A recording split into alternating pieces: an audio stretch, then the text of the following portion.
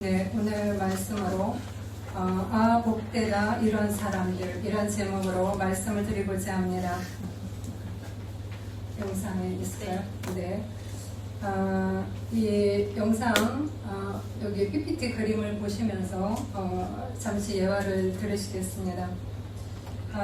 여기에 나와 있는 한 조각가가 있습니다. 이 조각가 이름은 제수스 프락토스 콘트라레스라는 사람입니다. 1900년에 프랑스에서 파리 그 만국 박람회가 열리게 되었습니다. 그래서 멕시코가 우리도 여기에 참여해야 되겠다. 그러면서 우리나라를 대표할 그 조각상을 이 박람회에 보내자라고 결정을 내립니다. 그리고 조각가 이 콘트라레스에게 그 조각상을 부탁을 합니다. 당신이 조각상을 하나 만들어서 이 파리 박람회에 전시를 해주기 바랍니다.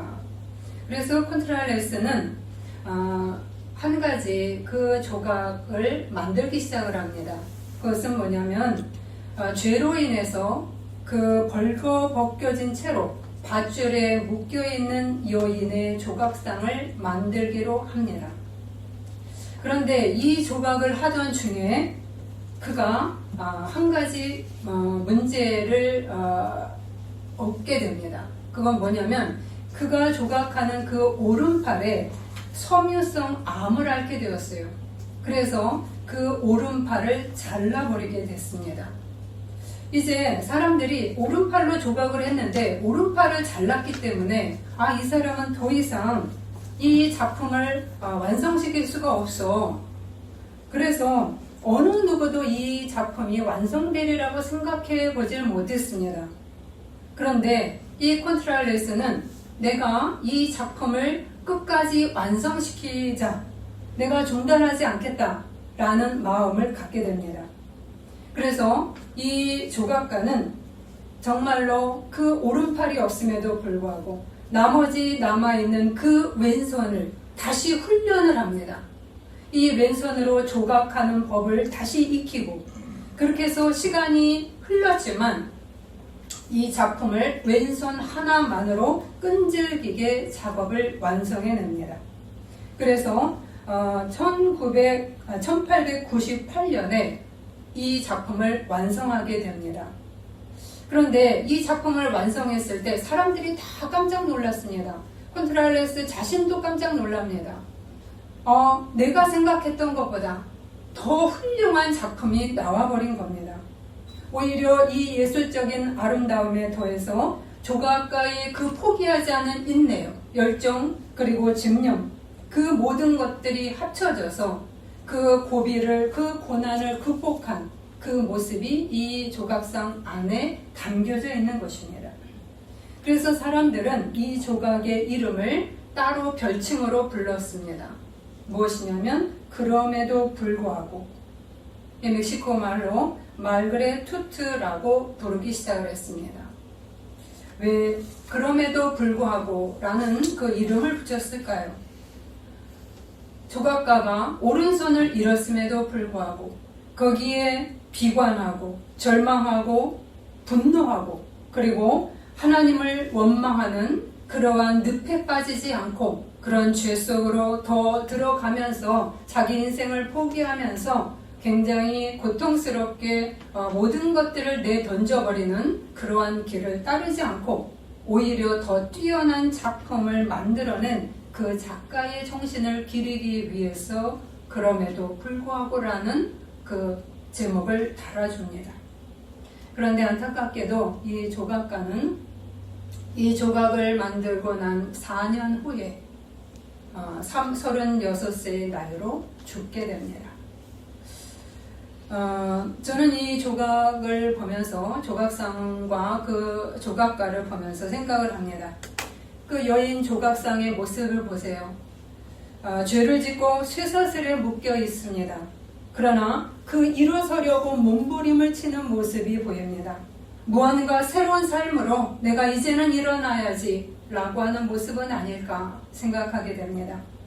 또 하나 조각가 콘트랄레스를 보면 그 팔을 잃는 그 절망의 늪 속에서도 그 절망과 낙망으로 인해서 죄의 길로 들어서지 않고 오히려 그 여인을 조각하면서 이 조각가는 더욱더 힘을 받지 않았을까라는 생각을 합니다.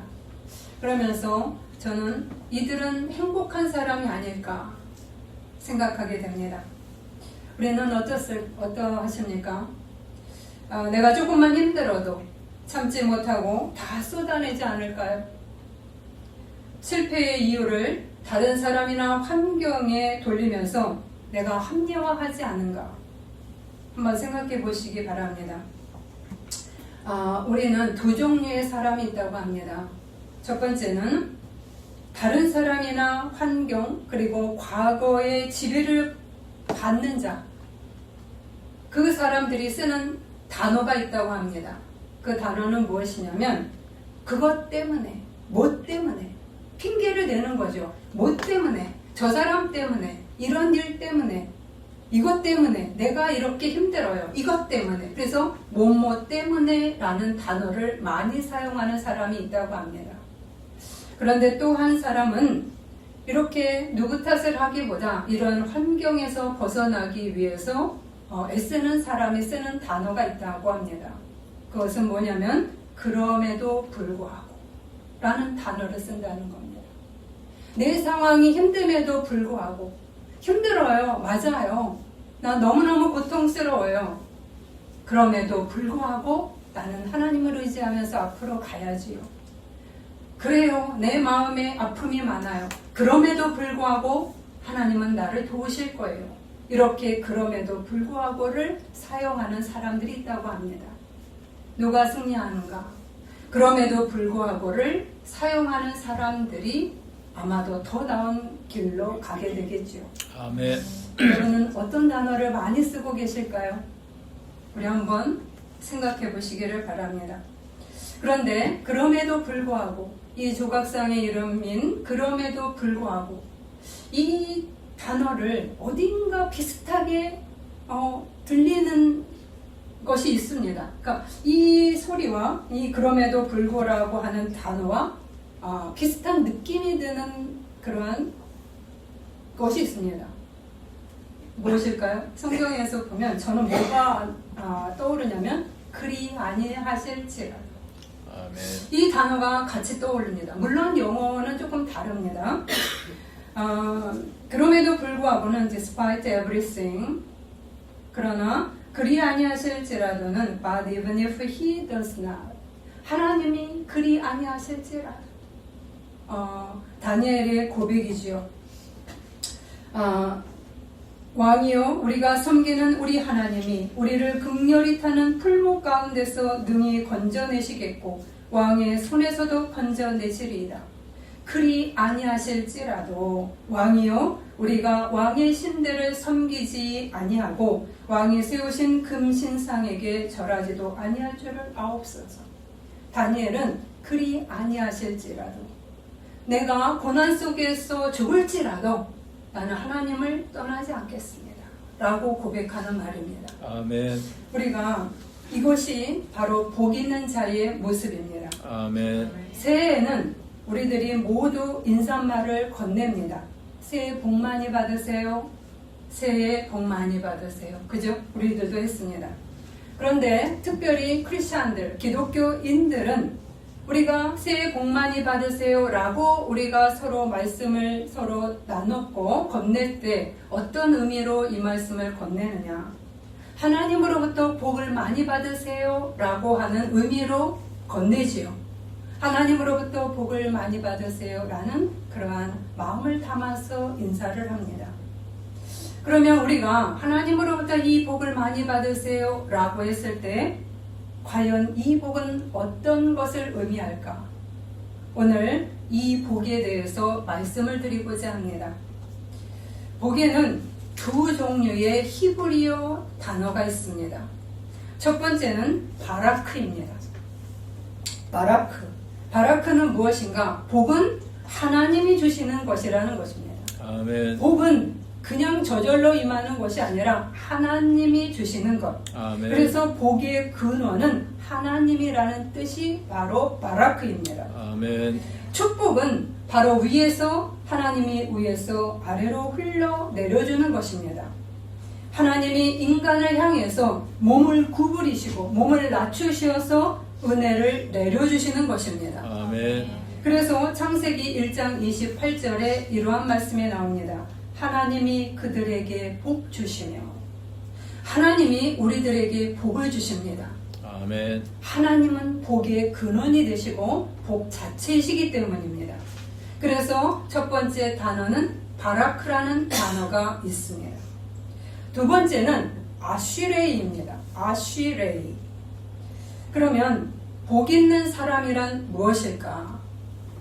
복의 근원인 하나님께 무릎을 꿇은 사람입니다. 아멘. 아쉬레이는 복의 근원인 하나님께 무릎을 꿇고 하나님과 연결된 사람입니다. 아멘. 즉 하나님이 원하시는 방향으로 가는 자를 의미합니다. 아멘. 하나님이 원하시는 방향으로 내가 돌아서고 그 길을 가는 자를 말합니다. 아멘. 올바른 방향에 서 있고 바른 길로 가려고 하는 자를 복 있는 사람이라고 얘기한다는 것입니다. 아멘.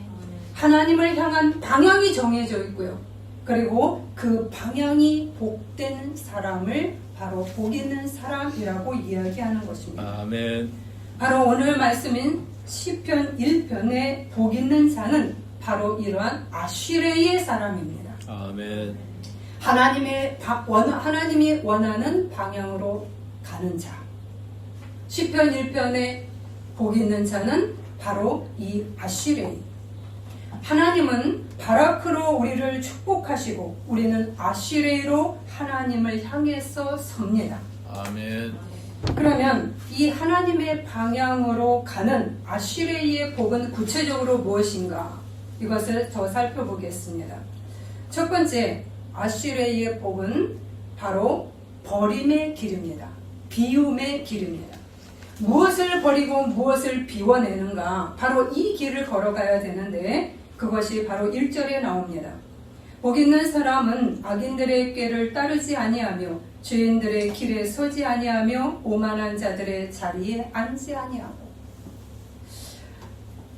복 있는 사람이란 죄의 길을 버리는 것입니다. 아멘. 죄들을 비워내는 그러한 길에 서는 자를 의미합니다. 죄는 갑자기 큰 일부터 시작을 하지 않습니다. 악인의 꾀를 쫓지 않는다. 먼저 생각으로 죄를 범합니다. 그러다가 생각을 반복하면서 점차 죄인의 길에 섭니다. 길에 선다는 것은 무엇인가? 행동으로 나아가게 된다는 것입니다. 죄도 길이 나는 겁니다. 죄를 자꾸만 지을 때 우리는 길이 납니다. 그러다가 더 반복적으로 가게 되면 오만한 자들의 자리에 주저앉게 됩니다. 즉 오만한 자리, 하나님을 대적하는 자리까지 가게 되는 것입니다. 생각은 행동을 낳고 행동은 길이 나서 정체성, 나의 성격, 성품으로 굳어지게 됩니다.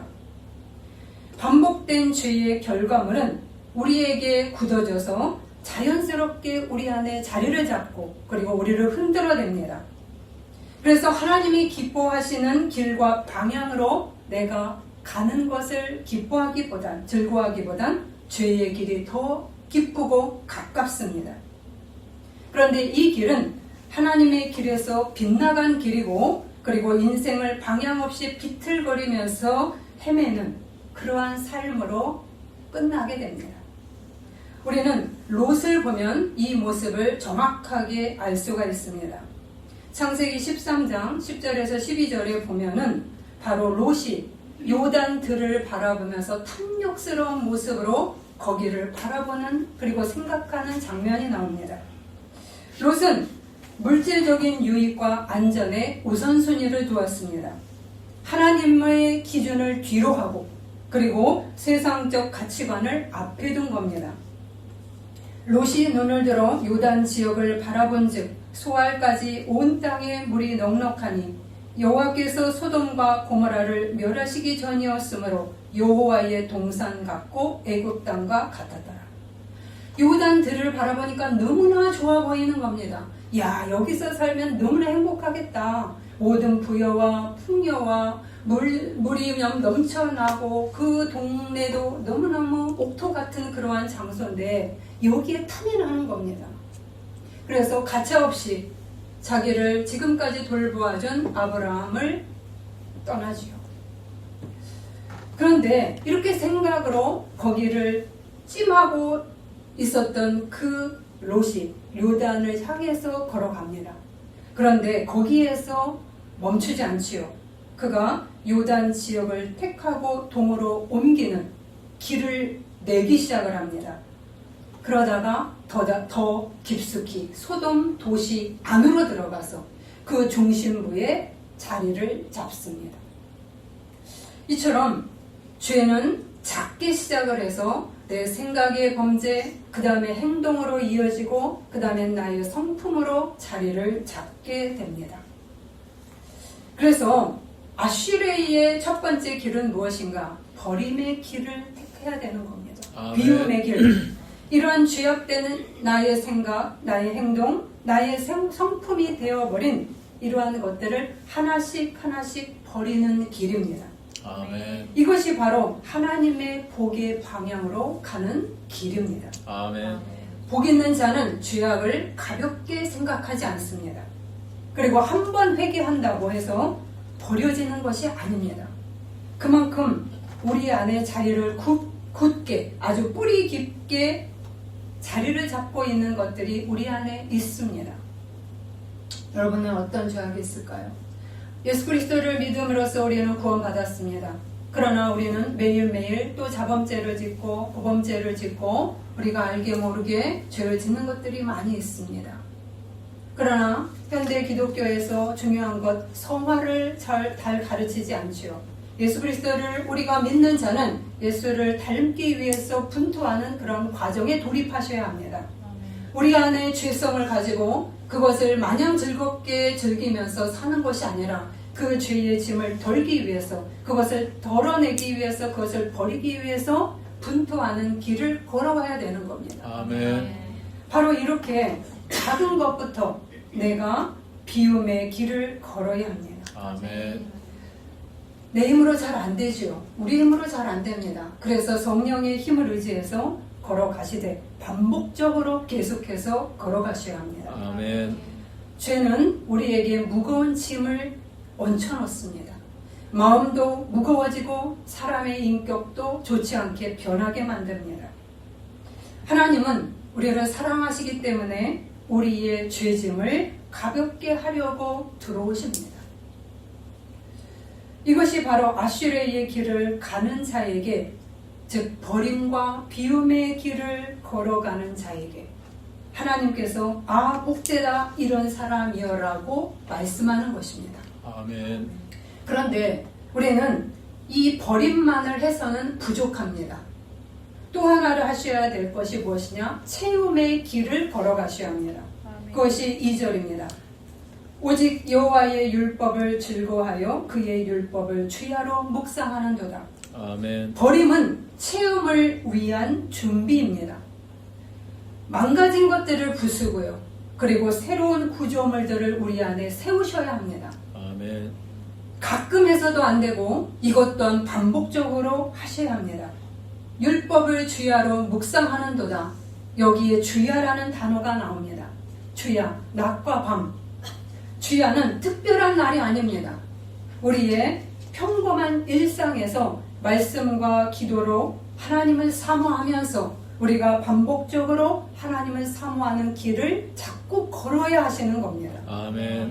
우리들이 일주일에 한 번 예배 드리는 것으로 모든 것이 끝나는 것이 아니라 내가 예배를 드리고 가면 우리가 돌아가는 그 순간부터 하나님의 말씀을 들고 일주일 동안 하나님과 함께 동행하면서 사시는 겁니다.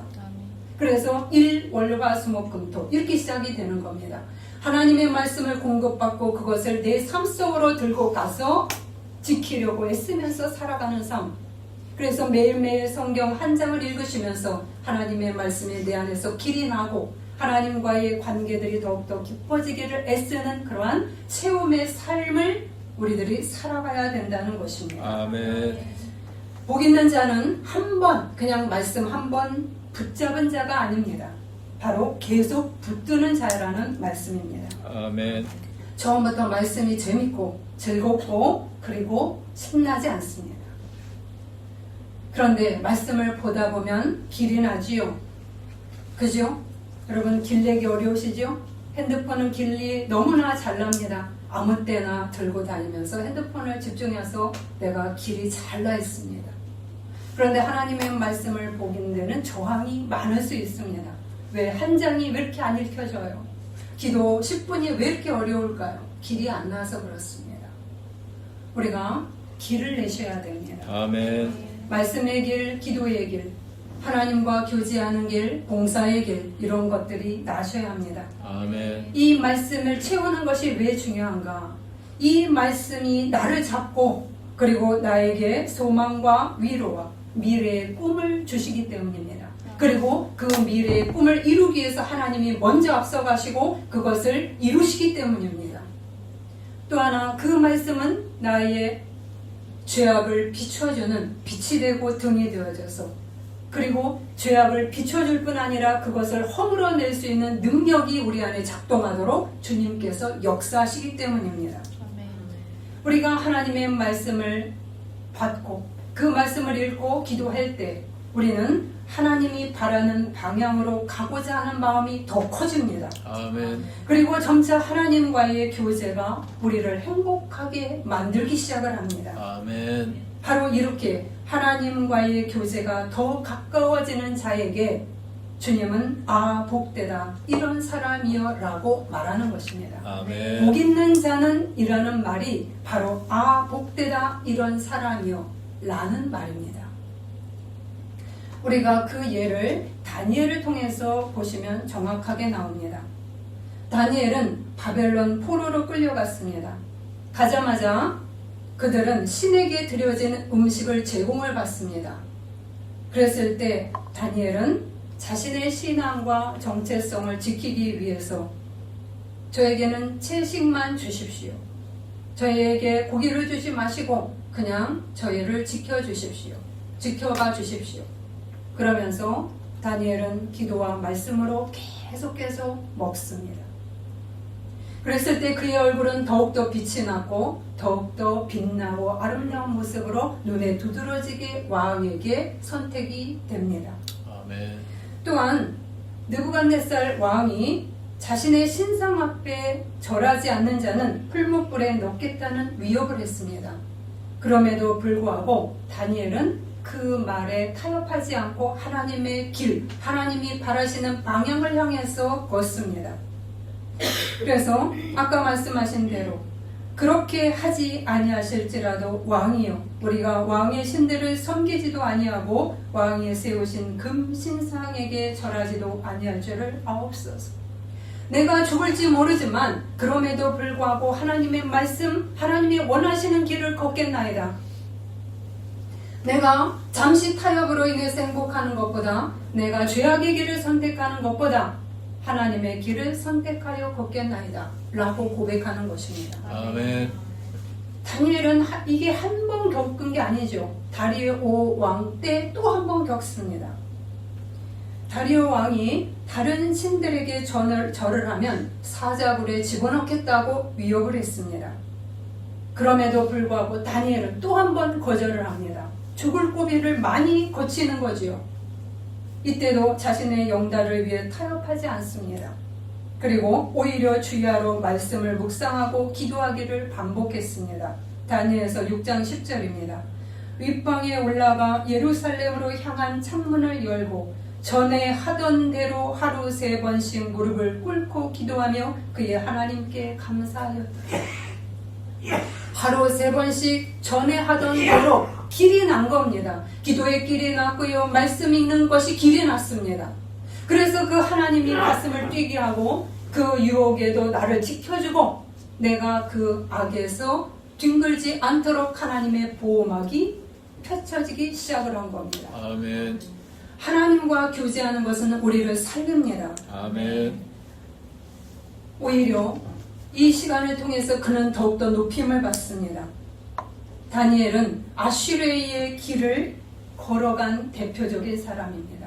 버림의 길, 채움의 길을 반복적으로 걸어갑니다.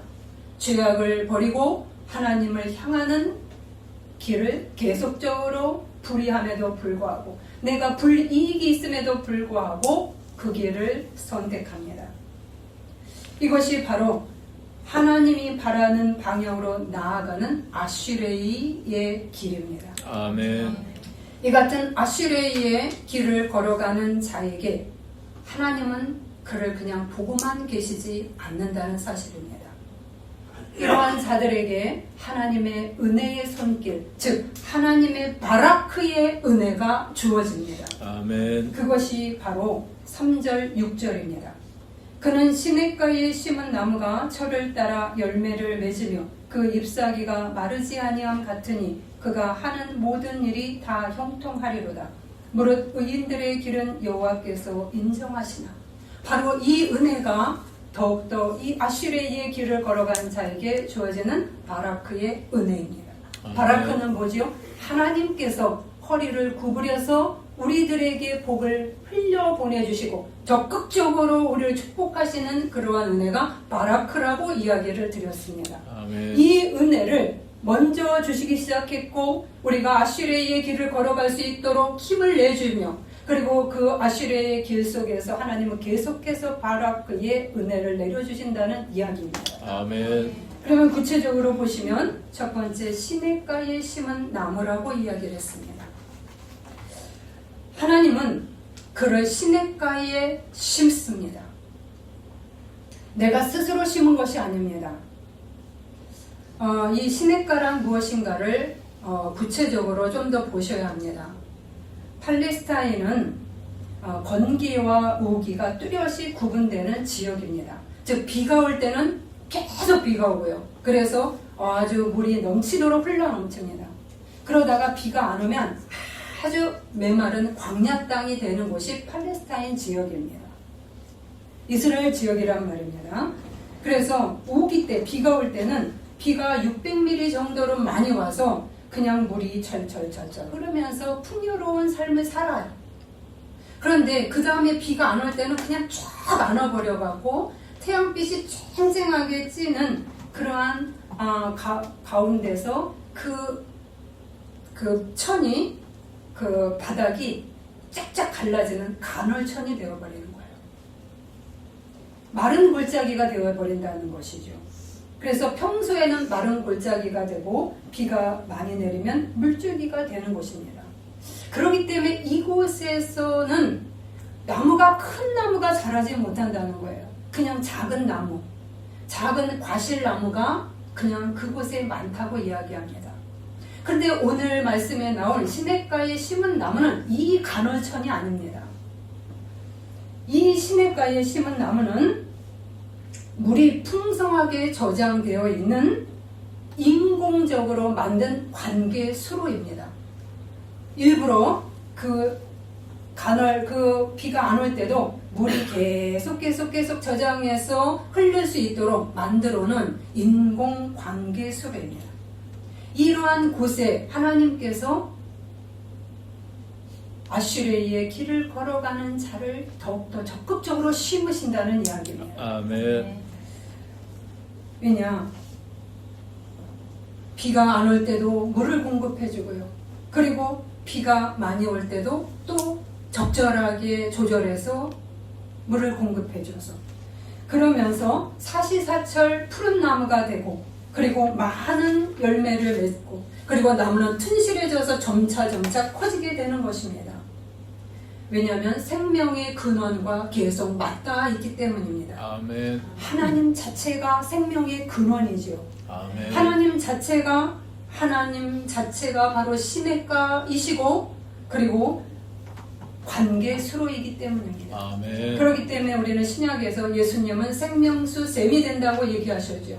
그래서 우리에게 목마르지 않도록 당신의 샘물을 계속 우리에게 제공한다고 말씀하셨습니다. 아멘. 이처럼 바로 하나님 자체가 마르지 않는 생명수 샘이고 바로 이 생명수 샘인 시냇가에 바로 아슈레이의 길을 걸어가는 자에게 더욱더 계속적인 은혜의 공급을 해주시는 것입니다. 아멘. 그렇기 때문에 그가 그 행사가 다 형통하리로다 라고 말씀하고 있습니다. 그러면 형통한다. 우리가 이 말을 들으면 어떤 생각을 하는가? 무조건 잘 될 거야.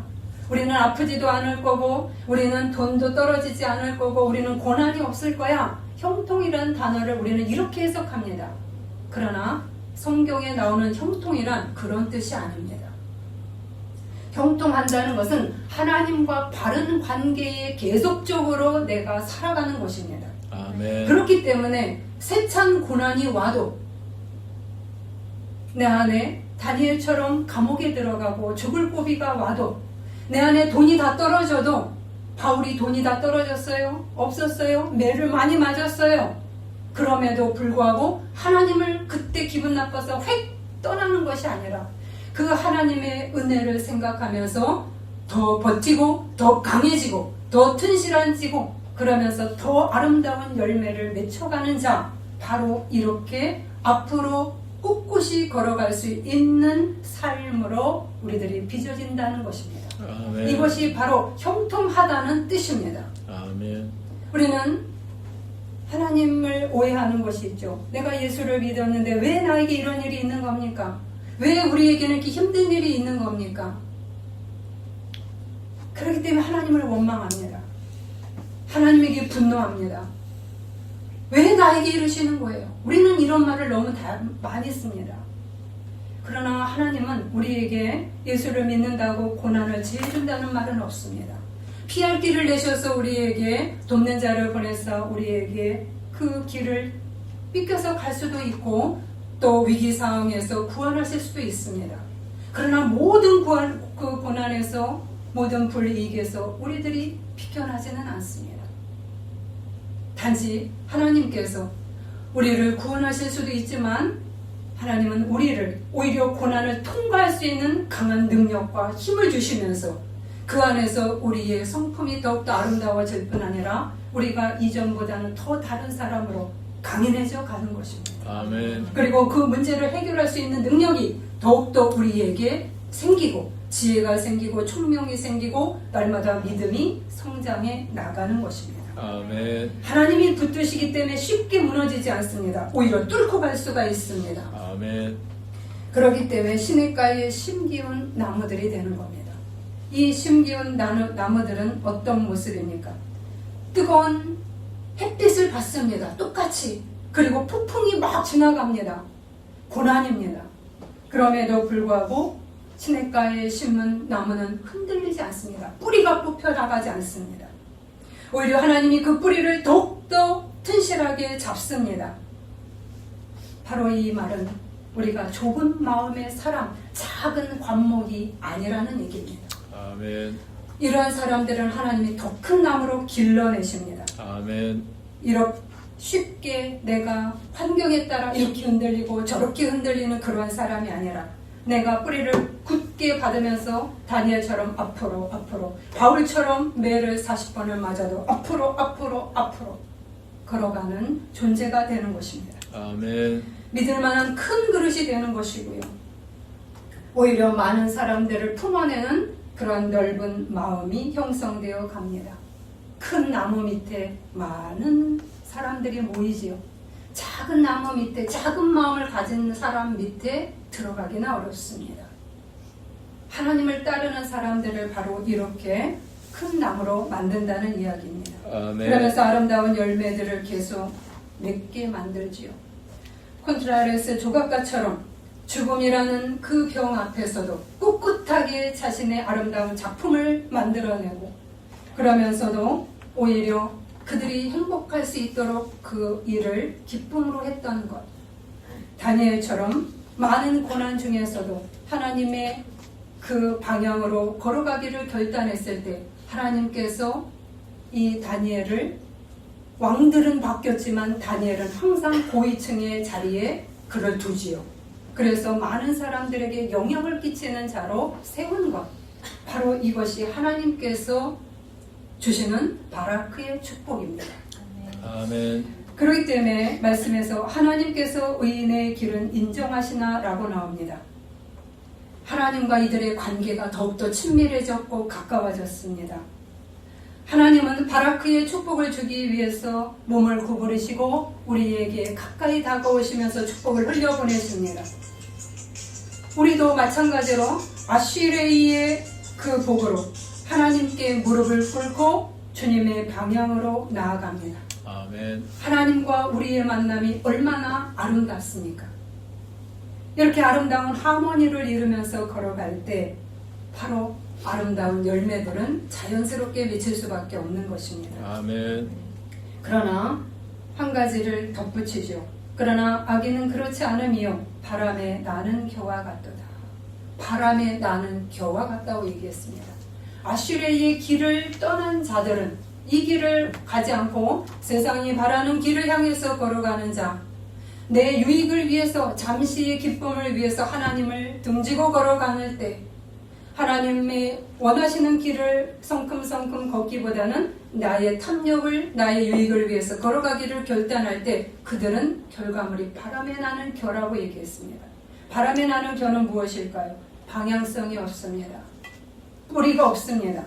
이리저리 떠돌아다니는 부초 같은 인생일 뿐입니다. 알맹이가 없어서 붕붕 떠다니죠. 내실이 없는 사람입니다. 안에 든 게 없어요. 마음속에 하나하나 좋은 것들이 채워져야 되는데 말씀과 기도로 내 안이 채워져야 되고 내 안이 버릴 것은 버림으로써 더러운 것들은 잘라내져서 내실이 튼튼해야 되는데 그 작업을 안 합니다. 그렇기 때문에 부실한 자가 되어 있습니다. 그렇기 때문에 어려움을 딛고 뚫고 나갈 힘이 딸립니다. 그래서 무너지는 겁니다. 그래서 폭풍이 오고 그리고 태양빛이 쫙 와서 메말라질 때 우리가 돈이 없어서 우리가 어떤 어려움을 겪어서 힘들 때 그때 하나님 앞에 왜 그러는 거예요? 하나님을 원망하다가 뭐 때문에라는 말을 하다가 내 인생을 허비할 수가 있습니다. 그러나 아슈레이의 길을 걸어가는 자는 그럼에도 불구하고 하나님 폭풍이 일고 있습니다. 내 인생에 하나님 내 인생에 정말로 메마르게 만드는 나를 뻣뻣하게 만드는 그러한 태양빛이 너무 지속적으로 뜨겁게 오랫동안 나를 말라버리게 만들고 있습니다. 하나님 그럼에도 불구하고 주님을 향해 걸어갑니다. 아멘. 그랬을 때 그 사람 안에는 힘이 생기고 하나님이 공급해주는 은혜로 더욱더 앞으로 달려가죠. 아멘. 그러나 그것을 안 하는 비움과 채움의 작업을 안 하는 자는 그러한 힘들이 딸리는 겁니다. 그래서 간헐천의 사람이 되는 겁니다. 간헐천은 뭐예요? 환경에 따라 왔다 갔다 하는 거예요. 좋은 일이 있으면 막 웃다가 하나님 감사합니다. 하나님 축복해 주셔서 감사합니다. 많이 주셔서 감사합니다. 내가 부유하니 감사합니다. 그러다가 내 안이 고난이 오면 확 흔들려버려요.